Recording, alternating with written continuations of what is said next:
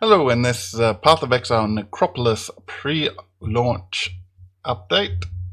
Now, this big guy is going to be the main NPC we have to deal with, called the Undertaker.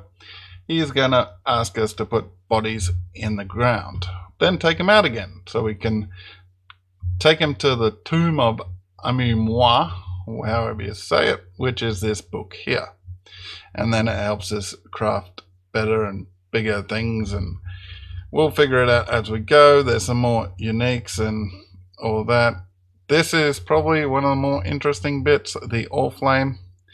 Pack monsters are harmless frogs, tattoos, splinters of tull, timeless veil splinters, and XP. That will be interesting to get into that. It's also got endgame, but the more interesting part is this, the actual modifiers that should be zone to zone if it behaves like it reads and says, sort of thing. And these little type of different symbols probably mean something a little more when you go in depth. Now, the concerning part is this costs 1 chaos, and it seems like it goes into your inventory. So you buy one of these, you put it in your inventory, and then you have to go and target farm one of these guys. There is obviously way more graves to fill. There is a image with a lot more things, as you can see. I think it shows a little more, or is a little clearer. But yeah, it's dropping a shield because we obviously clicked on that, went to the book, clicked on the shield, and it dropped a rare shield that does that. So we do have to go out of our way to get the items from these corpses, but it shouldn't be too bad. The only problem I'm seeing is at level 75, which is map 1011, the game might be telling us that the content is designed for towards endgame.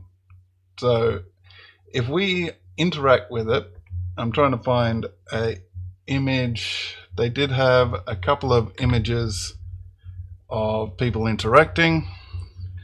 This seems like it might be in the campaign, going to Highgate, and then another one where they're versing a beast that seems like it's out of bestiary, which is this one. Seems very endgame.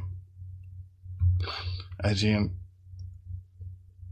obviously it's hard to tell. They could have just picked up good drops, but it seems like you're on the glacier map and you're clearing the beast. They obviously don't tell us what their little things are up the top, which who knows, they could be hard, they could be not. Couple of boss haunts throughout these bits. So the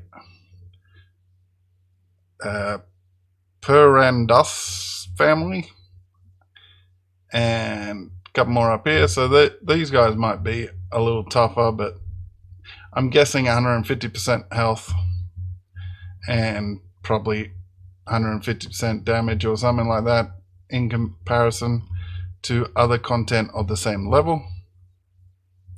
We have scarabs to deal with, which they release some more info on. The tattoos and stuff, and some of the gems. The gems should be a little better than they were at the start of Affliction, but they seem to be trying to be a little too creative. Hopefully they cut some of that out, because some of the actual ways that things play, the gem sounds cool, but then it doesn't play well.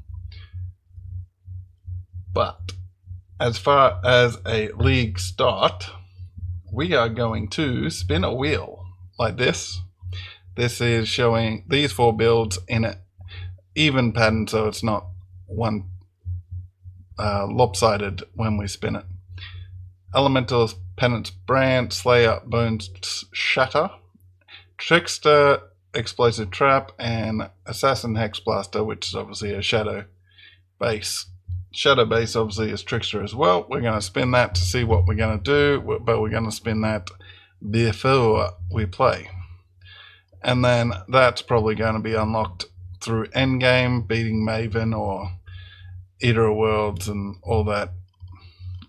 But yeah, the actual changes is more these flames and the league content, which you're probably going to be able to magic find more than you're going to target farm like unique crafts.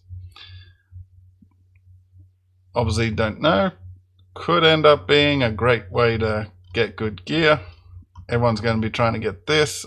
You'll see a lot of videos within 48 hours to 72 hours with some of these uniques and saying they got this, or 2 of them, 5 of them, whatever. I'm sure a lot of people expect Ghazi and others like Zizaran probably get that within 24 hours, probably get it dropped within the first zone or something. This will be interesting. People will probably make videos on how to actually complete them, so you have to watch out for that. And scarabs, we'll have to see what combination will give us the best scarabs to run what, which is how it seems to play out. Put, say, these 3 in and the combination results in something better as far as cutting down other options, especially ultimatum stuff. Looks like that's how it's designed. But that is my pre-league sort of go through and how I'm going to approach it. Do come and watch my videos when I play. Socials are down the bottom. Feel free to super thank and donate for the channel. That would be appreciated. But I'll catch you next time. Goodbye.